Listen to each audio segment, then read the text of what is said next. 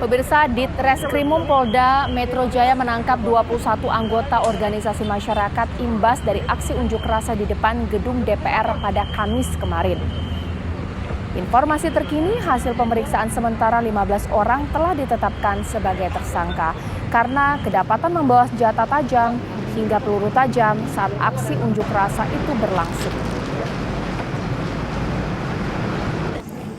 Aparat kepolisian memang sudah menangkap 21 anggota Ormas buntut dari unjuk rasa yang terjadi Kamis kemarin. Dari 21 orang yang ditangkap, 16 diantaranya sudah ditetapkan sebagai tersangka, sementara sisanya masih dalam pemeriksaan. Mereka ditetapkan sebagai tersangka lantaran kedapatan membawa senjata tajam saat berlangsungnya aksi. Selain itu turut ditemukan juga 2 butir peluru kabel. Selain itu, ke-15 tersangka diantaranya juga dijerat Undang-Undang Darurat tahun 59.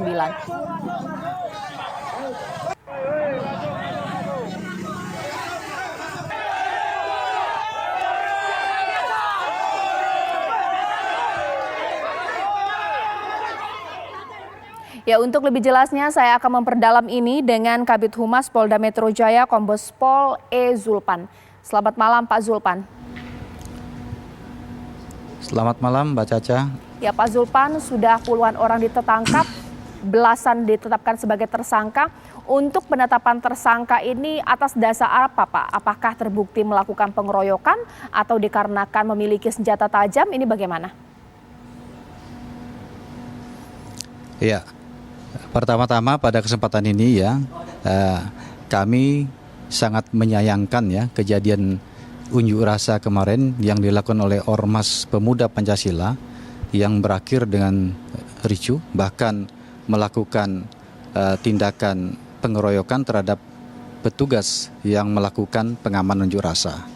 Bahkan di tengah situasi yang sebenarnya kita upayakan untuk dikendalikan, ya karena melihat masa dari Ormas Pemuda Pancasila ini sudah mulai melakukan tindakan-tindakan yang memaksakan kehendak dengan melakukan penyerangan.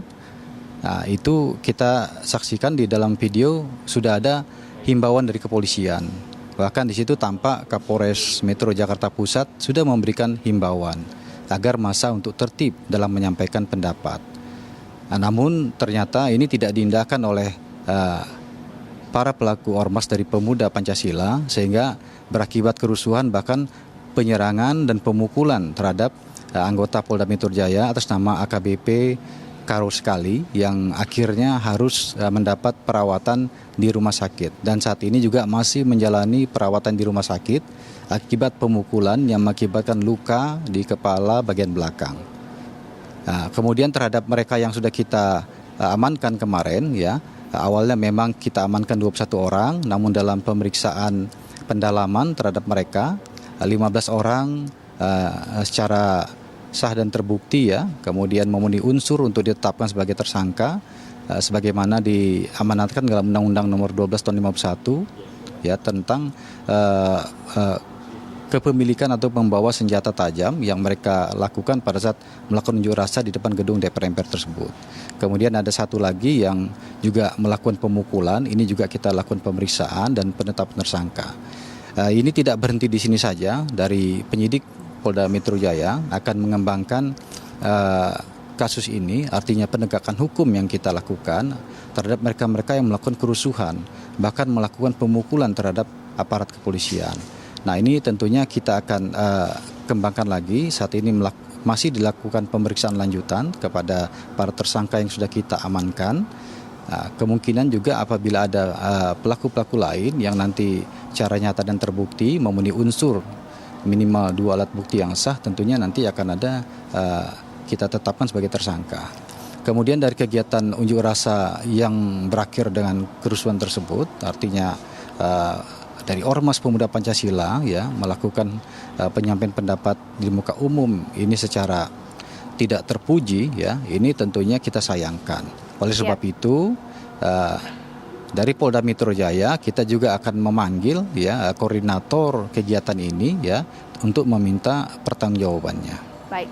Pak, tapi berdasarkan pemeriksaan, belasan yang sudah ditetapkan tersangka ini memang merupakan anggota resmi dari ormas tersebut, punya KTA, karena terkadang kalau demo itu kan massa juga campur-campur ya Pak, bagaimana? Ya, jadi bisa saya pastikan dan saya sampaikan pada kesempatan malam ini bahwa hasil pemeriksaan kita ya, sebelum kita menetapkan tersangka mereka, juga kita sudah melakukan pendalaman terhadap keanggotaan mereka ya. Jadi keseluruhannya itu yang kita tetapkan tersangka ini adalah anggota Ormas Pemuda Pancasila. Ya, mereka memiliki kartu anggota semua, kemudian menggunakan atribut, pakaian, bahkan yang sangat kita sayangkan adalah menggunakan senjata tajam. Dan senjata tajam ini ya perlu diketahui ini sengaja mereka bawa.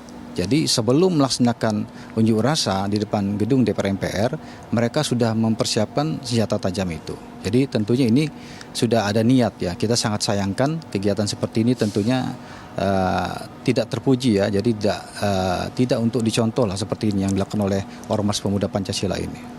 Baik Pak Zulpan, pemicu masa ormas ini melakukan pengeroyokan terhadap AKBP Karosa kali ini karena apa? Ya, ini kita sedang melakukan pendalaman ya. Ini kan sudah materi penyidikan ya. Saya tidak bisa sampaikan sekarang ya. Yang jelas AKBP Karos kali ini dalam kegiatan pengamanan unjuk rasa tersebut ini adalah bertanggung jawab terhadap pengamanan arus lalu lintas yang ada di depan gedung DPR MPR. Dia mengendalikan beberapa anggota lalu lintas khususnya ya, karena yang bersangkutan jabatannya sebagai Kabak Bin Opsnal di Lantas Polda Metro Jaya ini diberi tanggung jawab untuk mengamankan arus lalu lintas yang berdampak akibat unjuk rasa tersebut. Nah, tentunya dari petugas sudah jelas ya posisinya adalah sebagai anggota Polri yang tentunya melayani daripada Ormas Pemuda Pancasila yang sedang unjuk rasa ya.